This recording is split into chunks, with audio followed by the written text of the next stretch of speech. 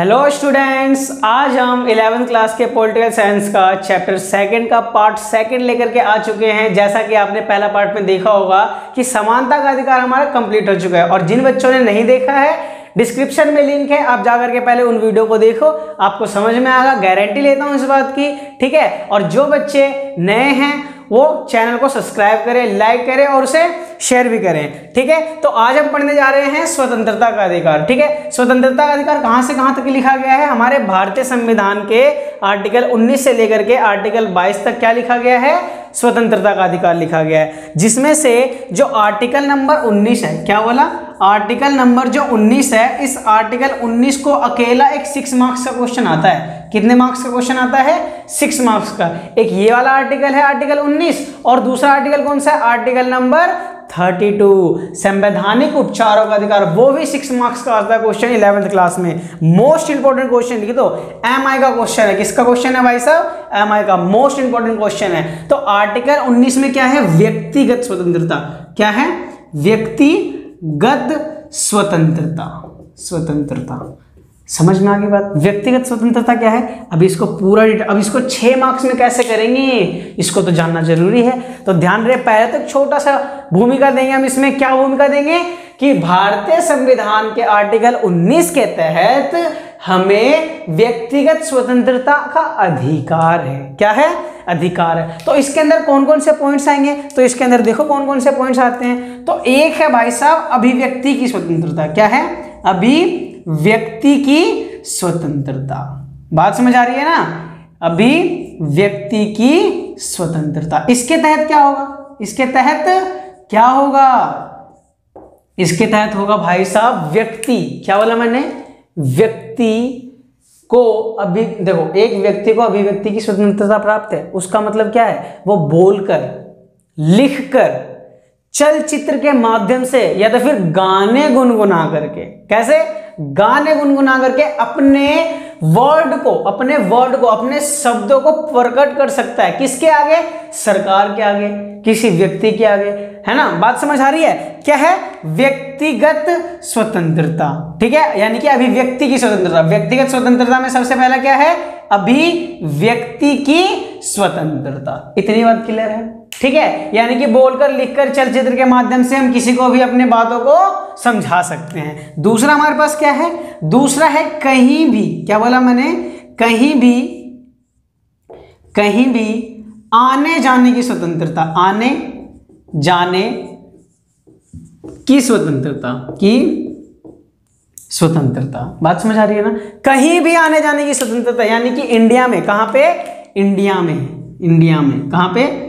India में किसी भी क्षेत्र में, किसी भी भाग में, किसी भी राज्य में हमें आने जाने की क्या है? स्वतंत्रता है। छूट दी गई है कि इंडिया के चाहे यहां चाहे किसी भी कोने में चाहो तुम जा सकते। ये हमें स्वतंत्रता मिली हुई है भाई। किसके तहत मिली हुई है? भारतीय संविधान के आर्टिकल 19 के तहत मिली हुई है। इतनी बात क्लियर है? ठीक है, और तीसरा क्या है? तो हम रैली निकाल सकते हैं। क्या निकाल सकते हैं? रैली निकाल सकते हैं। किसके बिना? तो भाई साहब हथियारों के बिना। किसके बिना? हथियारों के बिना। यानी कि एक बात बताओ, तुम रैली निकालने जा रहे हो, वहां पे बंदूक लेकर के गए, है नहीं? बंदूक लेकर के चले गए, बेसबल्ला लेकर के चला गया, चाकू लेकर के चले गए, तलवार लेकर के चले गए, वो रैली कहलाएगा? नहीं कहलाएगा। वो तो युद्ध छिड़ जाएगा भाई। थोड़ा सा भी किसी ने कुछ कह दिया, लो हो गई लड़ाई, हो जाएगी ना? तो यहां पे क्या है? रैली निकालने की स्वतंत्रता तो है, लेकिन बिना हथियारों के। और नेक्स्ट क्या है? नेक्स्ट है हमारे पास सभा बनाने की स्वतंत्रता। क्या है? सभा बनाने की स्वतंत्रता है। इतनी बात क्लियर है? कमेंट करके जरूर बताना इतनी बात क्लियर है ना? आगे देखो। ठीक है, तो हमारे पास क्या? सभा बनाने की स्वतंत्रता हो गई है। अब हम इंडिया के, देखो 4 पॉइंट यहां आ गए, 5 पॉइंट इधर देखो। इंडिया के किसी भी भाग में हम बस सकते हैं। क्या कर सकते हैं? बस सकते हैं, यानी कि निवास कर सकते हैं। क्या कर सकते हैं? निवास कर सकते हैं। कैसे? बिहार के लोग दिल्ली में आकर निवास करते हैं रोजगार के चक्कर में। इंडिया के लोग, ठीक है, यानी कि हमें इंडिया के लोग एक दूसरे के राज्य में, एक दूसरे के कंट्रीज में जाकर के क्या करते हैं, बस जाते हैं। आर्टिकल 19 के तहत हमें ये स्वतंत्रता मिल गई है कि हम भारत के किसी भी भाग में निवास कर सकते हैं। ठीक है, छठा पॉइंट क्या है, तो छठा है हम भारत के किसी भी जगह पे जाकर के हम वहां के जमीनों को खरीद सकते हैं। जम्मू कश्मीर जो राज्य था वो पहले अलग था, ठीक है, जो कि अब केंद्र शासित प्रदेश बन चुका है। ठीक है, 2019 में इसे केंद्र शासित प्रदेश बना दिया गया और 2019 में पूरी तरीके से ये इंडिया में शामिल हो गया। पहले उसका संविधान अलग था लेकिन अब अलग नहीं है, पहले उसका झंडा अलग था लेकिन अब अलग नहीं है। इसी तरीके से आर्टिकल 19 के तहत जम्मू कश्मीर को अपवाद के रूप में देखा जाता है, लेकिन परंतु अब ऐसा नहीं है, जम्मू कश्मीर को अब अपवाद के रूप में नहीं देखा जाता। और आप में से कोई बच्चा ऐसा मत लिखना, नहीं तो गलत हो जाएगा। ठीक है, तो ये हमारा आर्टिकल नंबर 19 कंप्लीट होता है, जिसके अंदर मैंने आपको पूरे के पूरे 6 पॉइंट बता दिए हैं। क्लियर है? पक्का? घूमने फिरने की स्वतंत्रता, आने जाने की स्वतंत्रता, बोलने की स्वतंत्रता, बसने की स्वतंत्रता, ये सारी प्रकार की जो स्वतंत्रता है एक व्यक्ति की है। ठीक है, अभिव्यक्ति की स्वतंत्रता है ना, तो इन सभी प्रकार की स्वतंत्रता को किसमें रखा गया है, आर्टिकल नंबर 19 में रखा गया है। इतनी बात क्लियर है?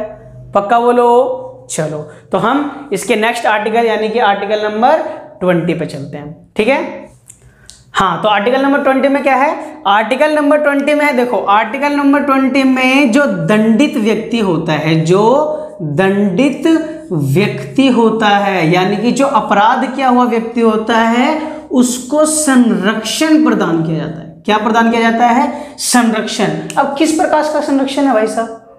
आखिर एक बात बताओ, कोई व्यक्ति है वो अपराध करके आया भाई साहब, क्या करके आया, अपराध करके आया, और उसको संरक्षण दिया जा रहा है, उसको संरक्षण दिया जा रहा है हमारे भारतीय संविधान, और वो भी मौलिक अधिकार के अंदर दिया गया है, और वो भी किसमें, स्वतंत्रता के अधिकार में दिया गया। तो ऐसा सोच रहे हो ऐसा क्यों हो रहा है? तो देखो, संरक्षण देना जरूरी है। एक बात बताओ, अगर एक व्यक्ति है, ठीक है, इस व्यक्ति ने चोरी कर लिया, तो इसको ये बताया जाता है आर्टिकल नंबर 20 के तहत कि भाई इस व्यक्ति को इसका मान लो नाम क्या है, कालू, तो कालू भाई को देखो जितना अपराध उसने किया है, क्या बोला मैंने, जितना अपराध उसने किया है केवल उसको उतनी ही सजा मिलेगी, केवल उसको उतनी ही सजा मिलेगी, यानी कि अतिरिक्त, क्या बोला मैंने, अतिरिक्त सजा नहीं मिलेगी, अतिरिक्त सजा नहीं मिलेगी। बात समझ आ रही है? एक बात बताओ, जिस अपराध के लिए जितनी सजा बता दी गई है उतनी तो सजा दी जाएगी, अगर उससे ज़्यादा सजा देगा तो इसके साथ क्या होगा, अन्याय होगा या नहीं होगा? ऑब्वियस सी बात है, होगा। ठीक है, इसीलिए अपराधियों के संरक्षण की बात कही गई है। और देखो क्या कहता है संरक्षण में, और कहता है कि इस दंडित व्यक्ति को अपने वकील से सबूत पेश कराने की स्वतंत्रता है। क्या कराने की स्वतंत्रता है? सबूत पेश कराने की। और इसके बाद क्या है, देखो इस व्यक्ति को मान लो इस कालू भाई ने क्या किया, चोरी किया, चोरी करने के बाद इसको सजा, मतलब यूं मान लो कि 3 महीने की इसको सजा मिल गई। ठीक है, और जब तक केस सॉल्व नहीं हुआ है, केस अभी भी चल रहा है और सब बेचारा ये सजा काट रहा है, ऐसे कितने केसेस तुमने देखा होगा। ठीक है, तो कालू भाई सजा काट रहा है। जब केस पूरी तरीके से सजा हो गया, मतलब पूरी तरीके से सॉल्व हो गया, सॉल्व होने के बाद क्या होता है, फिर पूरी तरीके से बर्खास्त हो जाता है कि हाँ भाई जो अपराधी था वो यही व्यक्ति था, जो अपराधी था वो यही व्यक्ति था। तो जब बाद में पूरी तरीके से पता चलता है, कस्टडी के अंदर रखते हैं इसको, सजा जेल में रखते हैं, तो क्या होगा, इसको दोबारा से सजा दिया जाएगा? नहीं। क्या बोला मैंने? नहीं। इस व्यक्ति यानी कि एक अपराध के लिए, क्या बोला मैंने, एक अपराध के लिए 2 बार, कितने बार, 2 बार सजा नहीं दिया जा सकता, नहीं दिया जा सकता। इतनी बात क्लियर है ना? चलो ठीक है, तो एक अपराध के लिए 2 बार सजा नहीं दिया जा सकता। और किसी ऐसे अपराध के लिए आप उस व्यक्ति को सजा नहीं दे सकते, उस दंडित व्यक्ति को, उस आपराधिक व्यक्ति को सजा नहीं दे सकते जो कि वो कानून नहीं बना है। अब तुम सोच रहे हो ये कैसे बात हुआ, तो समझाना मेरा काम है, समझना आपका काम है। बस इस वीडियो में आ गए हो तो कुछ ना कुछ सीख के जाना ही पड़ेगा, ठीक है। तो देखो क्या होता है, आज से अगर हम बहुत साल पहले, मान लो 100 साल पहले चले जाएं, 100 साल पहले चले, उस टाइम पे फोन नहीं था, इंस्टाग्राम नहीं था, फेसबुक नहीं था, व्हाट्सअप नहीं था, कुछ नहीं था, ठीक है। तो क्या होता है, अगर हम अभी से टाइम ट्रेवल कर करके वहां पे चले जाएं और किसी को फोन के जरिए, कंप्यूटर के जरिए साइबर क्राइम कर दे, किसी को छेड़ दे, किसी को लूट ले, तो क्या हमें सजा मिलेगी? नहीं मिलेगी। क्यों नहीं मिलेगी? क्योंकि उस टाइम पे ऐसा कानून बना ही नहीं कि आप टेक्नोलॉजी के माध्यम से अगर किसी को परेशान करते हो, किसी को लूट लेते हो या फिर साइबर क्राइम कर देते हो तो उसके लिए आपको सजा मिलेगी। ऐसा किसी प्रकार का कानून नहीं बना है। तो इसी प्रकार से ऐसे किसी भी कानून की सजा नहीं दिया जा सकता जो कि बना ना हो, क्लियर है? ठीक है, अब बढ़ते हैं आगे, ठीक है। तो आगे क्या है, आगे है आर्टिकल नंबर 21। इसमें उतना नहीं है लेकिन फिर भी बताना जरूरी है। लेकिन सबसे मोस्ट इंपॉर्टेंट आर्टिकल नंबर 20 है भाई साहब, 21 है आर्टिकल। बात समझ आ रही है? कौन सा आर्टिकल है? आर्टिकल नंबर 21, क्योंकि इसमें एक बात है जो कि बहुत इंपॉर्टेंट है और इसमें जो स्वतंत्रता दी गई है वो सुनोगे? सुनो फिर। प्राण एवं दैहिक स्वतंत्रता, ठीक है, प्राण एवं दैहिक स्वतंत्रता, यानी कि अपने जिंदगी को, जान को, प्राण को बचाने के, अपना जो शरीर है, जो बॉडी है, जिसको हम कहते हैं देह, ठीक है, उसको बचाने की स्वतंत्रता है। किस आर्टिकल के तहत? तो आर्टिकल नंबर 21 के तहत। इतनी बात क्लियर है ना? ठीक है, आप अभी एग्जांपल दे देता हूं कैसे। देखो, आपने रुस्तम मूवी देखी होगी, जिन्होंने नहीं देखा कृपया करके जाके देखें, बहुत अच्छी मूवी है, समझ में बहुत अच्छा आएगा, ठीक है। तो देखो, तो इसमें अंदर क्या होता है कि यदि आपको कोई मारने वाला हो, एकदम जान से मारने वाला, उसने बंदूक उठाया, अब तो भाई तुम गए, ठीक है। तो उसके मारने से पहले यदि आप उसको मार देते हो तो उसके लिए आपको सजा नहीं मिलेगी। लेकिन हाँ, बकायदा आपके पास प्रूफ होना चाहिए कि आपने पहले उसने मारने की कोशिश की, उसके बाद आपने उसे मारा है, तब जाकर के आपको सजा नहीं मिलेगी, ठीक है। क्यों? अपने प्राण की आपने रक्षा करने के लिए क्या किया? उस पर वार किया है, क्लियर है? ठीक है, ये था हमारा कितना, आर्टिकल नंबर 21। इसके बाद क्या है? इसके बाद है आर्टिकल नंबर हमारा 22। क्या है आर्टिकल नंबर 22? तो आर्टिकल 22 क्या कहता है? आर्टिकल 22 कहता है कि भाई साहब, किसी भी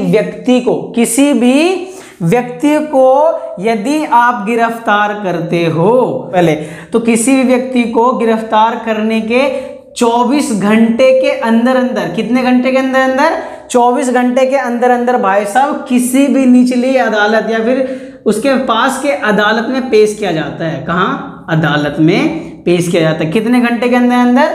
24 घंटे के अंदर है, क्लियर है? ठीक है, ये था आर्टिकल नंबर 22 के तहत। समझ आया? कमेंट करके जरूर बताएंगे कि समझ आ रहा है कि नहीं आ रहा। अगर कोई डाउट होता है किसी भी पॉइंट में, चाहे फर्स्ट चैप्टर हो चाहे सेकंड चैप्टर हो, आप मुझे बताएं। मैं जब भी कोई पार्ट बनाऊंगा उसमें आपको ऐड करके जरूर बताऊंगा, क्लियर है ना? चलो फिर आगे बढ़ते हैं और अब हम पढ़ने जा रहे हैं शोषण के विरुद्ध अधिकार। तो चलो देखते हैं, ओके।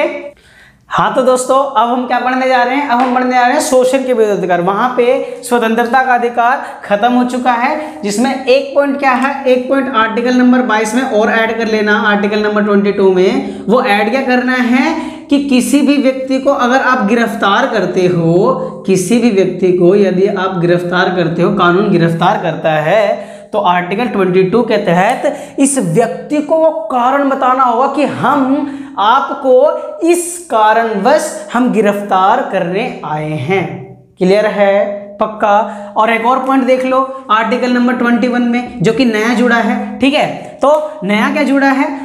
तो नया जुड़ा है भाई साहब संविधान संशोधन। देखो संशोधन कैसा हुआ था?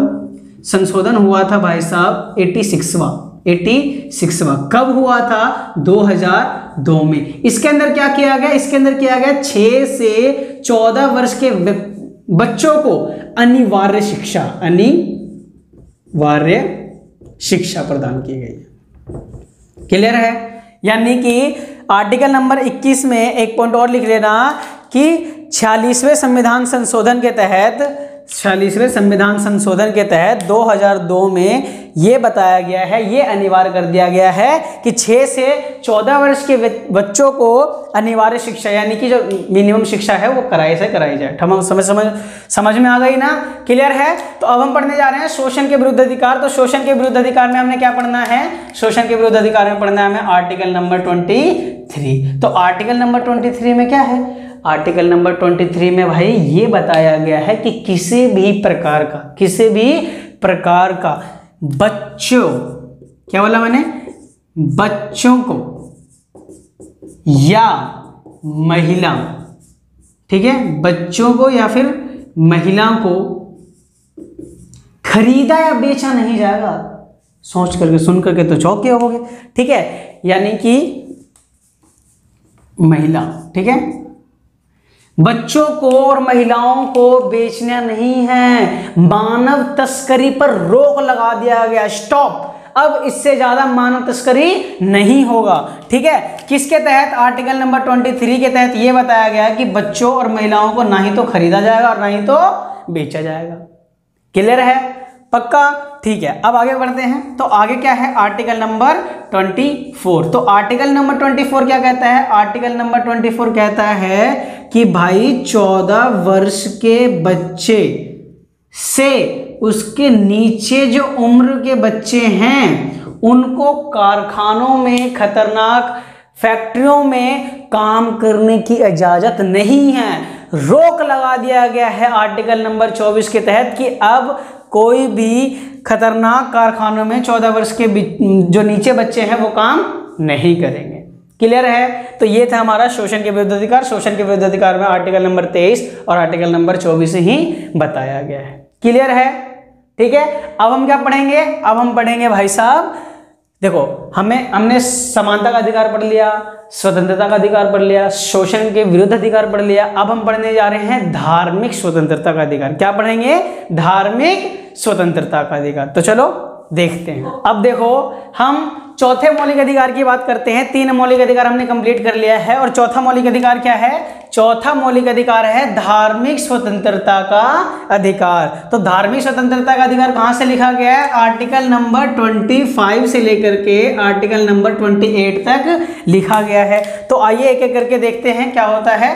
आर्टिकल नंबर 25 में, आर्टिकल नंबर 25 में क्या लिखा गया है? 25 में लिखा गया है कि आप इंडिया में रहते हो तो आप किसी भी धर्म को अपना सकते हो। आपको खुला छूट है भाई साहब, ठीक है।